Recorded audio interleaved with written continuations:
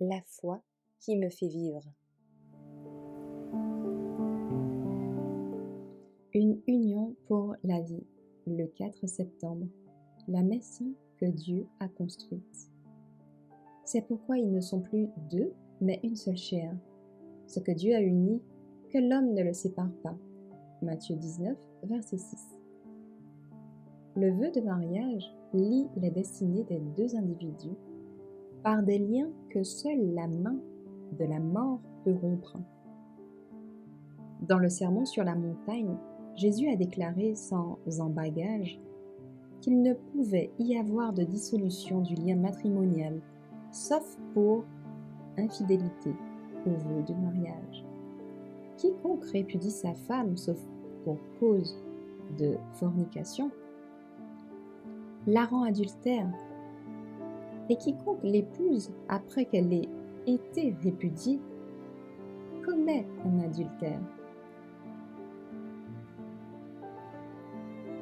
Matthieu 5, verset 32.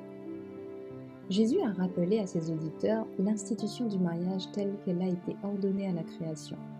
C'est alors que le mariage et le sabbat ont eu leur origine, institution jumelle pour la gloire de Dieu au bénéfice de l'humanité.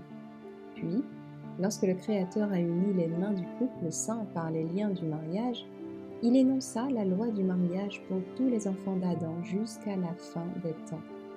Ce que le Père éternel lui-même avait déclaré bon était la loi de la plus grande bénédiction et du plus grand développement pour l'homme. Comme tous les autres dons de Dieu confiés à la garde de l'humanité, le mariage a été perverti par le péché. Mais c'est le but de l'Évangile d'en rétablir la pureté et la beauté.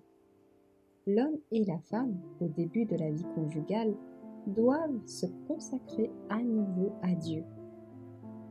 Là où règne l'Esprit de Dieu, on ne parle pas d'inadaptation dans la relation conjugale. Malgré les difficultés, les perplexités, les découragements qui peuvent survenir, que ni le mari ni la femme n'entretiennent la pensée que leur union est une erreur ou une déception. Déterminés d'être tout ce qu'il est possible d'être l'un pour l'autre. Continuez les premières attentions. Encouragez-vous de toutes les manières possibles à mener les batailles de la vie. Efforcez-vous de faire progresser le bonheur de l'autre. Faites en sorte qu'il y ait un amour mutuel, une tolérance mutuelle. Alors, le mariage, au lieu d'être la fin de l'amour, sera comme le tout début de l'amour.